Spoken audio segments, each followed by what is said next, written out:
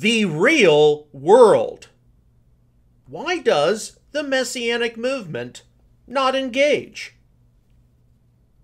It is an uncomfortable and inconvenient reality that apologetics has to deal with many topics which many would prefer not to have to engage with in any significant way. The classic Bible passage detailing the importance of apologetics is 1 Peter 3:15. But sanctify Messiah as Lord in your hearts, always being ready to make a defense to everyone who asks you to give an account for the hope that is in you, yet with gentleness and reverence. New American Standard.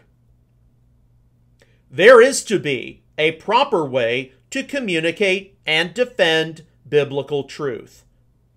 At the same time, though, while apologetics involves defense of the faith, it hardly involves just maintaining the status quo.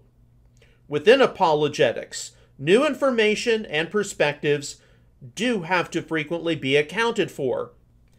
And with that, various theologies or beliefs may have to be adjusted. A significant hypothetical question I have been asking myself over the past several months has been, if our family had been called into evangelical church ministry and not Messianic ministry, what would be different? Having now served in full-time Messianic ministry and theology for the past 20 years, the timing cannot be coincidental, as 2 decades is a long time. The one clear, consistent answer I have received in my spirit to this question has simply been, you would have had to deal with issues of the real world far more frequently than the Messianic movement presently chooses to. A great number of those uncomfortable and inconvenient topics, which many in the Messianic community choose to put aside for another day, could never have been avoided or put aside. It hardly takes a theologian or scholar to recognize that the world in which we live is not a nice place. There are many people who are suffering physically and economically, and all of us are affected in some substantial way by the influence of sin and godlessness. There are billions of people who reject the Holy Bible as the Word of God, and they often have their reasons for rejecting those who declare it. For sure, there are many people in today's Messianic community who recognize the maladies of the age. But in my ministry experience, an insufficient number of Messianic people engage with the real world and its issues.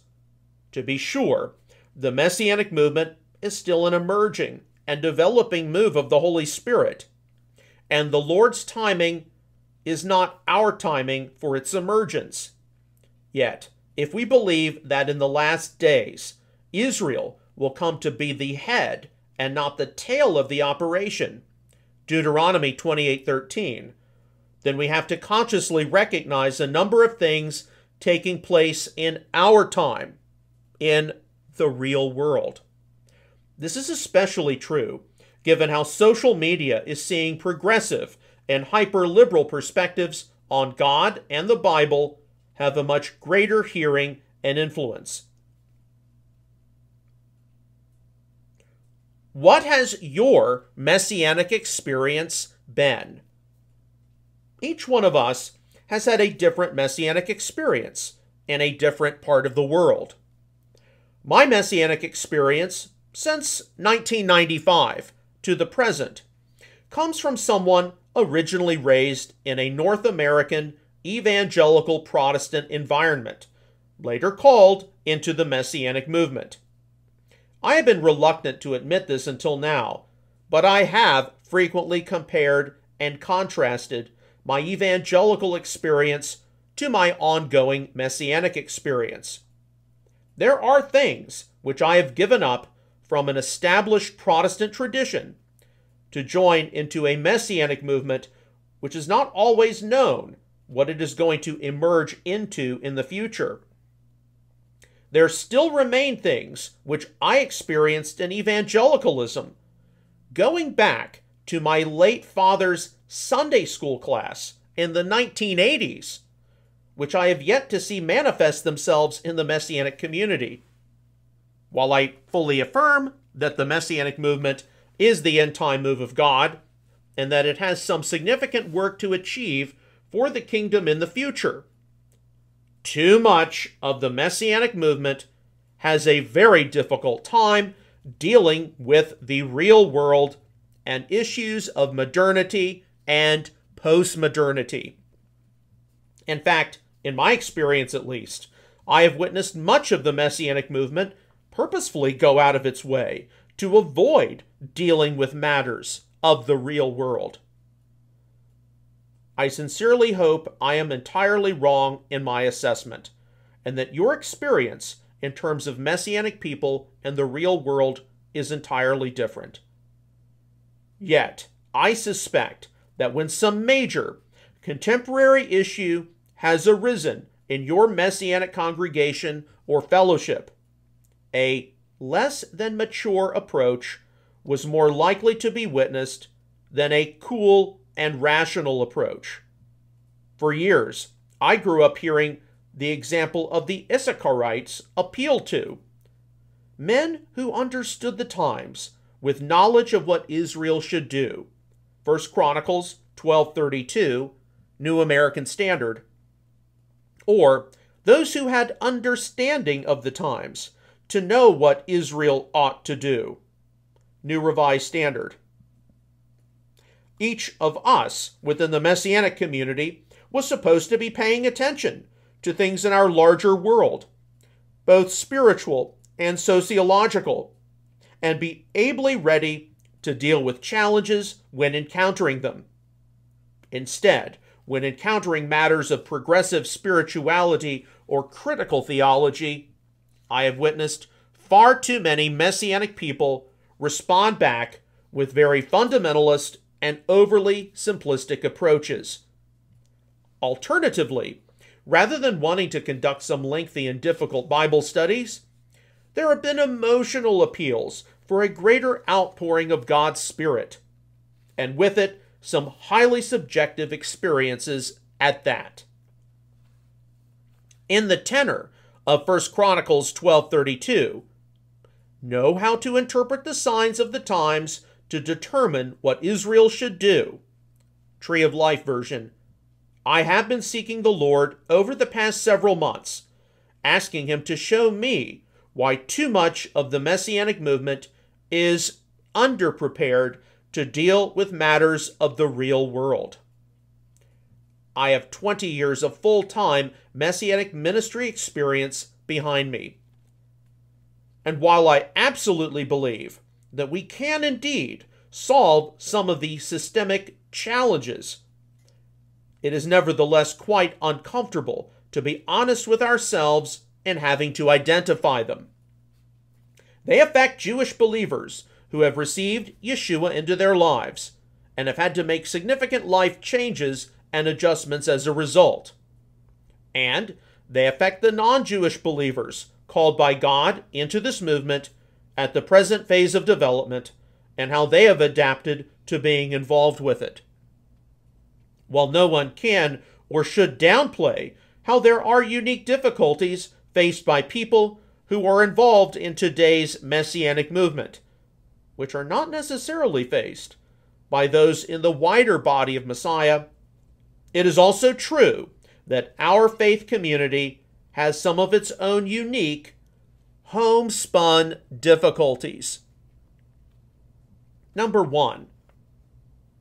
Today's generation of Messianic Jewish believers has faced significant rejection and difficulty in acknowledging Yeshua as Israel's Messiah.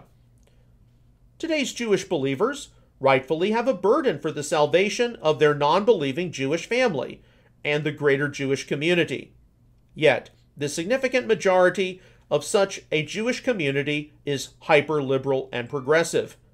For some reason or another, while still dealing with the trauma of rejection from non-believing Jewish family and friends, many Messianic Jewish believers have used sorting through matters of their Messianic Jewish identity as a convenient excuse to ignore and disregard many difficult issues pertaining to biblical reliability and modernity, postmodernity.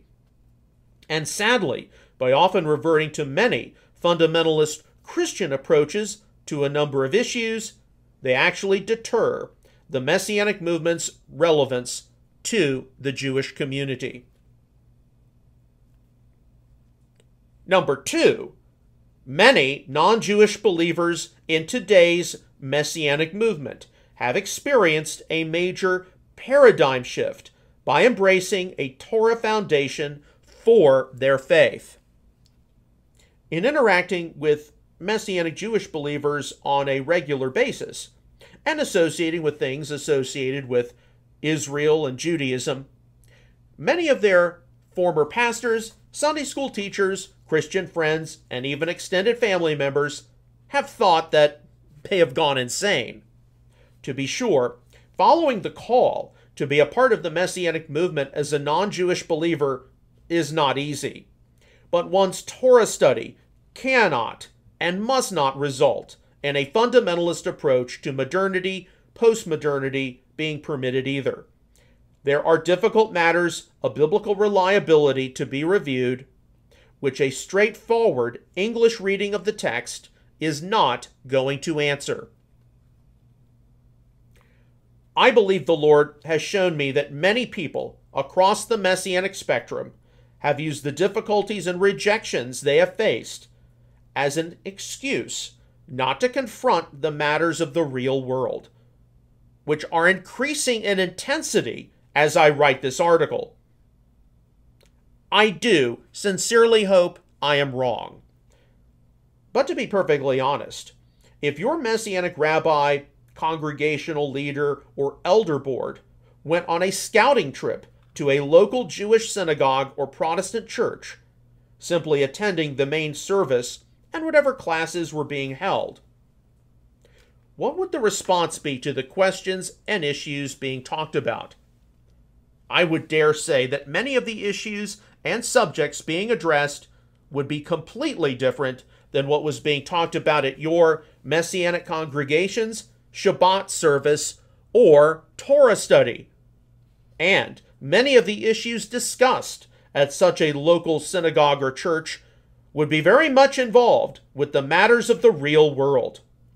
You may quickly see that much of the Messianic movement sits in a bubble of its own making, something which cannot be allowed to continue indefinitely, if we are indeed to be the end-time move of God.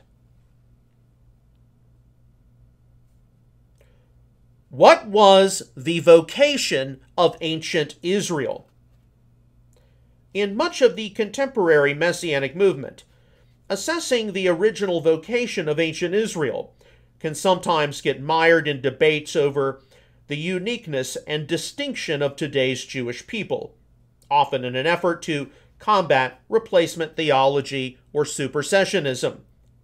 That today's Jewish people, and Messianic Jewish believers in particular, have a highly valued, special place and unique purpose in the intentions of God should certainly be acknowledged. For centuries, much of historic Christianity has been in gross error at declaring that Jewish people who come to faith in Yeshua, Jesus, as Messiah, need to give up on their Jewish heritage and see themselves assimilated away into the nations. And in wanting to reassert the importance of being a believer in Yeshua as the Messiah of Israel and maintaining a noticeable level of Jewish distinction, it should hardly be a surprise why this continues to be something witnessed in various levels of development and progress in the lives of Messianic Jewish people. Still, it does need to be recognized that on a macro level, The original vocation and calling of ancient Israel is something which affects all followers of the Messiah of Israel, and not just Messianic Jewish believers. What was the original vocational calling upon ancient Israel? In Deuteronomy 7:6, the Lord decrees, "For you are a holy people to the Lord your God. The Lord your God has chosen you to be a people for his own possession out of all the peoples who were on the face of the earth."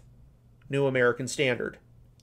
Concurrent with this, Exodus 19:5 and 6 asserts, "Now then, if you will indeed obey my voice and keep my covenant, then you shall be my own possession among all the peoples, for all the earth is mine, and you shall be to me a kingdom of priests and a holy nation. These are the words that you shall speak to the sons of Israel." New American Standard.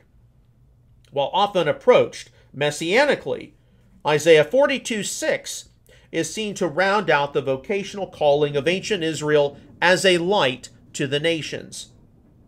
"I am the Lord. I have called you in righteousness. I will also hold you by the hand and watch over you, and I will appoint you as a covenant to the people, as a light to the nations." New American Standard. The statements of Deuteronomy 7:6, Exodus 19:5 and 6, and Isaiah 42:6 all surround the priestly calling of ancient Israel to testify of the one God of Israel's goodness and love to the nations of the world at large. No matter what any human being might say, this vocation is to be rightly regarded as something which can never be taken away from the physical descendants of Abraham, Isaac, and Jacob. For the gifts and the calling of God are irrevocable. Romans 11:29, New American Standard.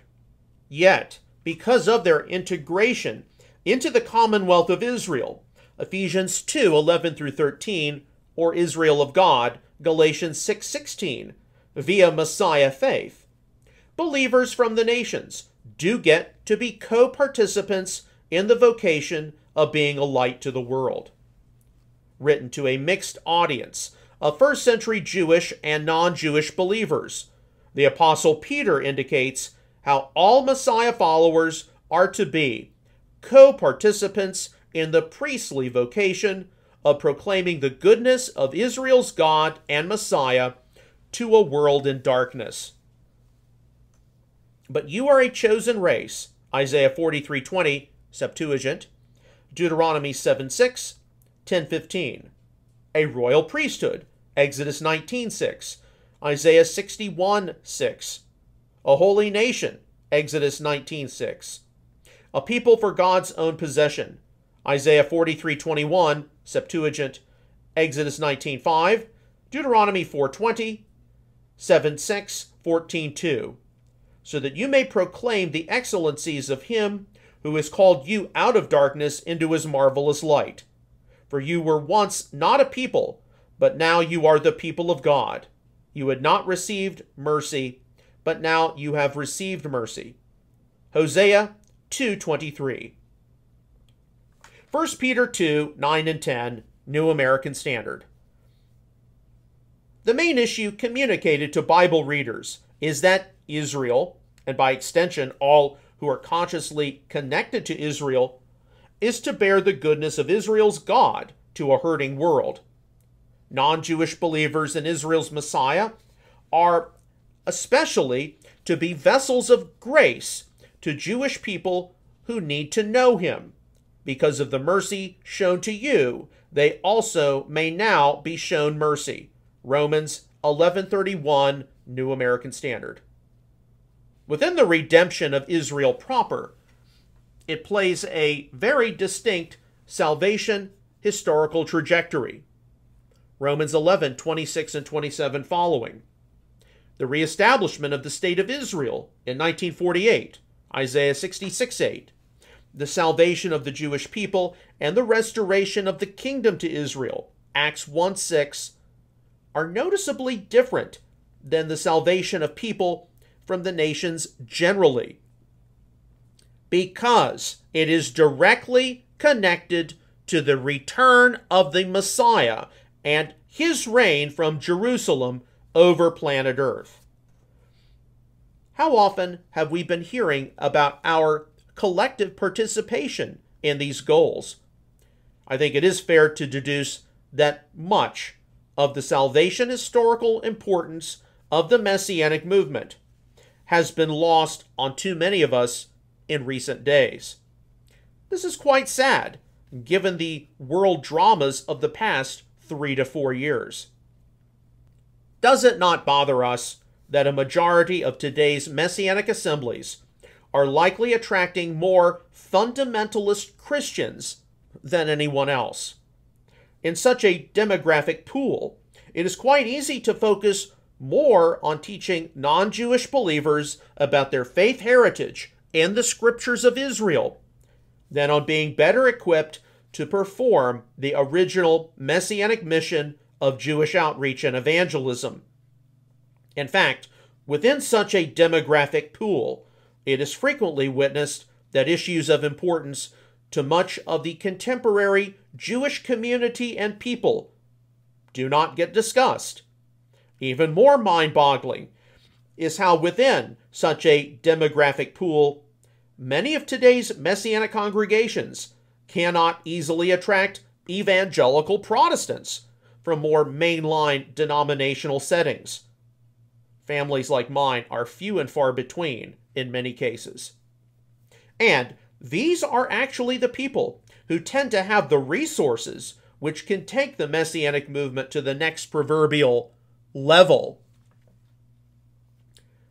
The hard truth is that in order for any of us to best accomplish the missional calling of being a light to our darkened world, we have to be willing to engage with the real world. The Holy Scriptures are replete with examples of the God of Israel and his people not only engaging with the world, but with taking the message of God and being subversive to the ideas, philosophies, and false gods of the world. A further examination of the Exodus 15, Shirat Hayam, or Song of the Sea, reveals how specific Semitic terms were taken up to directly confront concepts appearing in the Canaanite Baal cycle. For a further discussion, consult this writer's article, The Song of Moses and God's Mission for His People. In Acts 17, the Apostle Paul, at the Areopagus in Athens, is seen debating philosophy with the Epicureans and the Stoics, emphasizing the reality of the resurrection. A huge part of accomplishing the priestly vocation of being a light to the nations of planet Earth at large, and indeed the many lost souls of the Jewish community, is being able to discuss real-world issues. How often do we ask our eternal God to give us not only transformed hearts, but transformed minds, so that we might deal with the questions and concerns of the real world? Tough questions. Hebrews 3:13 admonishes, "But encourage one another day after day, as long as it is still called today, so that none of you will be hardened by the deceitfulness of sin." New American Standard. The main point taken is that growth in faith is a continuing process. And along with this, the war against the forces of sin and darkness is also ongoing. If a man or woman does not take notice of what it means to live today, then will the influence of sin and godlessness get the better of them? By extension, if the people of God, or body of Messiah, does not address the issues and questions being raised by the world around it, will it be at all able to perform its priestly vocation, serving as a representative of the one God of Israel? Jewish history, for certain, is replete with examples of how the rabbis have had to address many ideological and philosophical threats posed by the wider world in order to maintain the integrity of the Torah and Jewish people. Today's Messianic movement, inheritors of much of that tradition, should not be afraid to discuss some of the big, contemporary questions being posed right now to persons of faith. The most significant tension which comes from being involved in Messianic-focused apologetics originates from what I consider to be one of the most logical things we need to integrate as a faith community: topical parity with the institutional synagogue and church in North America. Any issue which can be discussed at a Reform or conservative Jewish synagogue or any mainstream Protestant church should be able to be discussed in any Messianic congregation or fellowship. I do not see how anyone would or could consider this to be unreasonable. Today's Messianic movement should be operating via the Jewish principle of any question can be asked. Likewise, today's Messianic movement should be operating via the Protestant principle of how God has given human beings reasoning skills to process difficult matters from the Bible. How difficult is it to have parity? What are some of the issues which doubtlessly get discussed and sorted through at most synagogues and churches, which far too much of today's Messianic community can demonstrate various high levels of immaturity?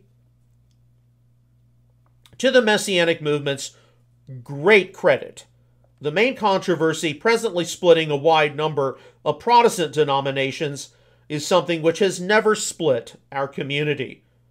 I do not see the Messianic movement ever splitting over homosexual ordination issues. I commend the various Messianic leaders and rabbis I know and interact with for standing in favor of traditional marriage, one man and one woman, and against the LGBTQ plus agenda. Yet at the same time, while affirming biblical truths regarding sexuality, how many of us attend congregations or Bible studies where we can best understand or respond to some of the arguments posed by progressive theology? It is frequently argued, for example, that Leviticus 18, Romans 1, and 1 Corinthians 6 only forbid forced homosexual penetration and or pedestry or ancient homosexual prostitution. Progressives do not argue that two men or two women in a committed relationship is being condemned. While we would likely counter this with a huge bevy of ancient Jewish and classical materials sorting through ancient terms and sentiments, theology has to give way to actual ministry. What would your congregation do if two homosexual men were holding hands during a worship service? Would they be asked to leave when a heterosexual couple in known fornication might not be asked to leave? How do you help a young man or young woman who has biological attraction to a member of the same sex, but knows it is wrong? Honestly, much of the Messianic movement I have interacted with over the years has wanted to avoid some of these on-the-ground questions, which I would have had to actively dealt with if the Lord had made me an evangelical pastor and not a Messianic teacher. I think that far too many of the Messianic people I know, if they encountered a gay couple holding hands during their Shabbat service, a couple not making a scene engaged in rabid physical passion, would be inclined to ask them to leave. But if this is the preference of a Messianic congregation's leadership, then what does it say about the mission of God? Are not sinners supposed to be welcomed to an assembly so that they might encounter the goodness and grace of the one God of Israel and come to repentance in Messiah Yeshua? What if a homosexual couple attending your congregation indeed was Jewish? What would that say about your understanding of the Messianic mission of Jewish outreach and evangelism? Many I know are of the opinion that today's Messianic movement, Jewish and non-Jewish believers as one in Israel's Messiah, is repeating a first-century experience. The Roman Empire was also a part of the first century. The real world. While I have had many frustrations over the years in wanting to see our collective Messianic culture move to some parity with the synagogue and church, it is not as though all hope is lost. Things are definitely beginning to shift. While I would have liked to see various discussions take place 5 to 10 years ago, some of the classic evangelical discussions over Genesis 1 through 11 perspectives and women in ministry have started to take place within sectors of the Messianic movement as younger leaders emerge onto the scene. Be sure to watch this writer's video from 12 July 2023, Ask the Messianic Teacher, Women in Ministry. Some people are starting to realize that we need to have more open discussions on non-salvation issues, lest younger people get frustrated with some older leaders, too inflexible and set in their ways, and leave the Messianic community for places where their concerns will be taken more seriously.